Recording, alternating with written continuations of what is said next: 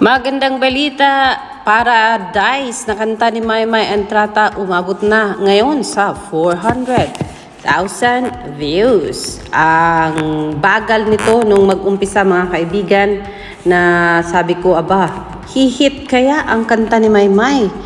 Tatabuin kaya ang talagang iba pa niyang kanta o ang kanta ng iba? Pero yes, narito. It's moving. Fast moving po ang views. Nandoon na po tayo kanina sa 400 pero heto, 417,000 views na po ang Paradise ni Maymay Entrata. That means to say, lahat ng nanood ng mga reviews ng iba't ibang vloggers ay na-curious.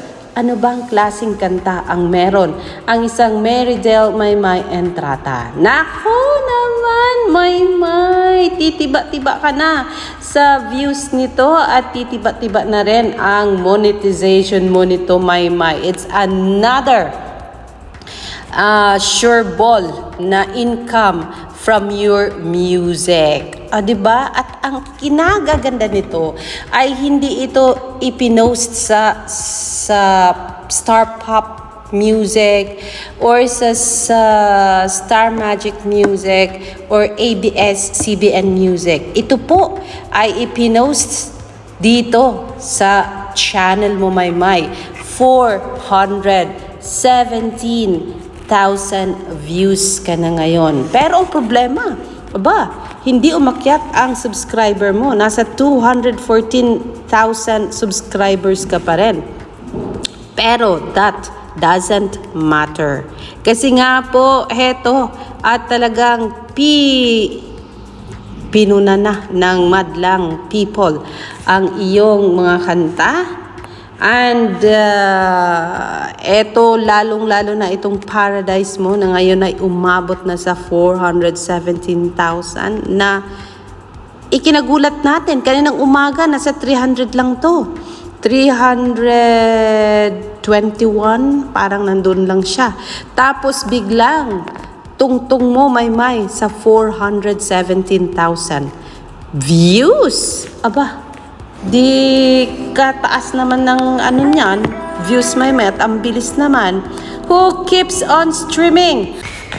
So, yan talaga ang nakakatuwang balita na i-share natin sa inyo mga kaibigan. Kasi akala natin, hindi aangat ang views na yan. Pero, heto, at sobrang bilis ng akyat ng views ng Paradise.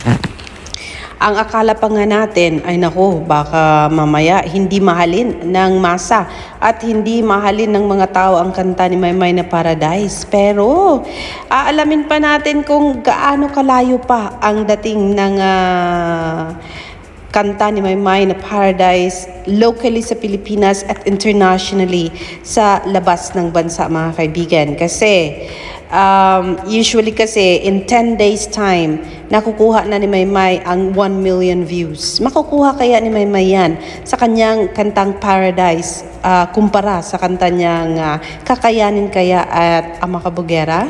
Yan po ang katanungan na ating aalamin sa pagdating ng araw, lalo na pag umabot na tayo sa 10 days po. Nagulat natin ay ang pagbulusok ng views mo, Maymay Entrata. And that is really impressive. Kasi nga po nung mag-umpisa ka, medyo crawling po siya, ang bagal-bagal. Ang ganda ng kanta and music video from Talayan Nen Group. Wow, ang ganda from Erica Rivera Noyo. Dear Mother of Perpetual Help, the most loving of all mothers, I humbly ask for your never failing intercession. Please hear my prayers. Naku, talagang pinang-nobena na yata ng iba ito. Ang galing, panglaban kaayo, die from Iron Man. Iron Man. I see, ang sarap pakinggan ng melody. Wow, just wow, Maymay, grabe. First time ko palang narinig na panood to, but I love it so much already. You nailed it. Girl, diba? Sabi yan ni Evie Lee, diba? And for sure, hindi matapos ang ating pagbasa nito ng mga comments, pero ang ikinagalak lang natin mga kaibigan ay ang biglang pagbulusok ng views ng Paradise ni Maymay sa, ayan 417, hindi pa umabot ng 5 minuto. ay naging 418,000 views in just how many minutes, mga kaibigan? 1,000 na kaagad ang itinaas. From 417, nandito na kaagad sa 418. O, diba? Kanyan kabilis ang view ng mga madlang people sa kanta ni Maymay Entrata. So, we are so happy about that. Congratulations, Maymay. Sabi ni Bingkay, 400,000 achieved. Aim for 500 views. Sa mga hindi busy dyan or habang nag-work, please keep streaming, guys. Thank you! Ayan! Congratulations, Inday! Love na love ka talaga ng masa at love na love ka ng mga tao. No wonder nakuha mo din ang top women. Ano yun, Maymay? Anong award nga yun? Sandali, hanapin ko ha. Top women in Asia. Sa dami ng pictures ko, hindi ko mahanap yung original photo na yan. Pero, ayan, natatanggapin mo yan ngayong March 22 sa Baguio City. And we are so proud of you, Inday. O, diba? Ito yun. Nasaan na? Kabilis naman. Hindi kasi picture. Itong picture ang dapat nating tignan. Top awarding ceremony, and your category is Asia's top women in the field of fashion, music, and entertainment. Yun ang pinaka-eksaktong award na natanggap mo. Samantala, sa ibang banda, mga kaibigan, Edward John Barber ay may i-share sa ating magandang spot dyan sa Vigan. Ito ay ang lakad niya noong February 8 at nakita nating pakalat-kalat sa social media. Edward John Barber, nasa Vigan daw, mga kaibigan. Ayan, pauwi na daw siya. Pero yes, Edward's 3 a.m. thoughts in Vigan. What are you building that you're building to make last? Ayan. So, ipinang-share po ng isang Edward John Barber ang kanyang travel, mga kaibigan.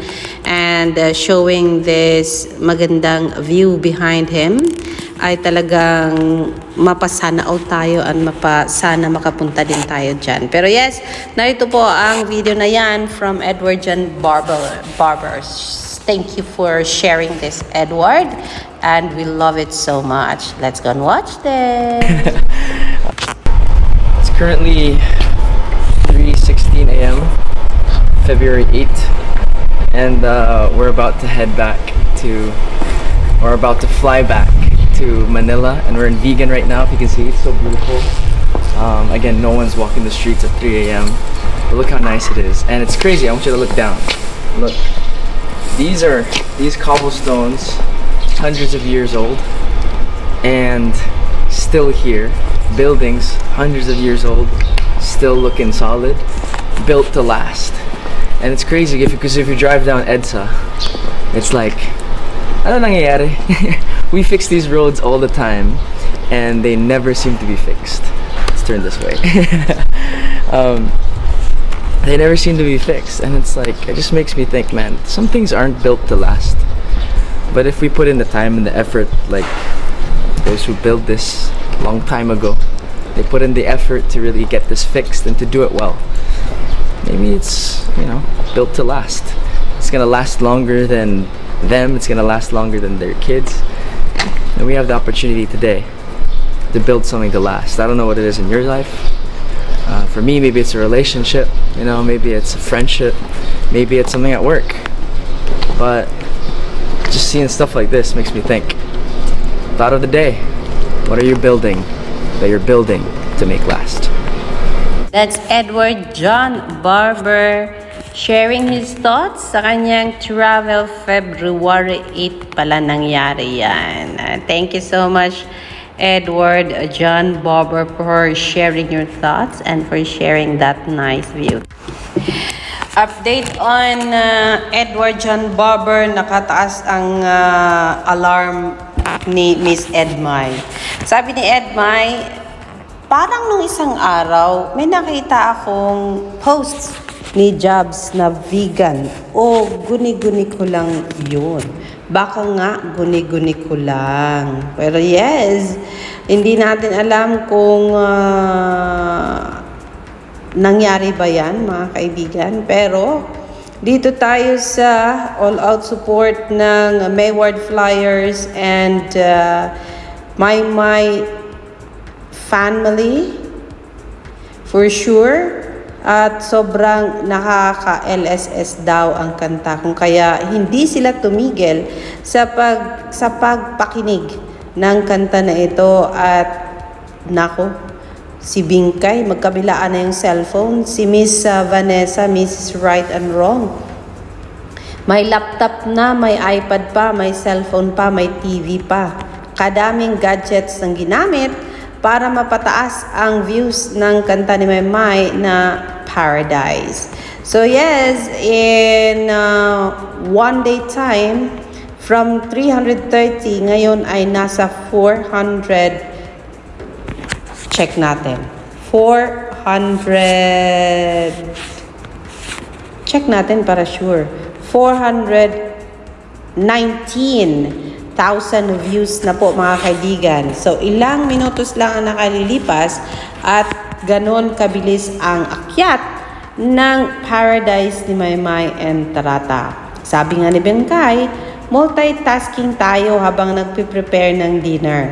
Nakakamiss din gawin ang mga ganito. Ang saya kaya nito. Dati kapag may power views, road to 350,000 views. Hindi lang 350, nasa 500 na po ang inaasahan nating pag-akyat ng views na ito ngayong gabi. So probably tomorrow, nasa 500 na at nakaupo na yan sa 500,000 views ang kanta ni Maymay and Tarata. So wag po tayong mag-stop.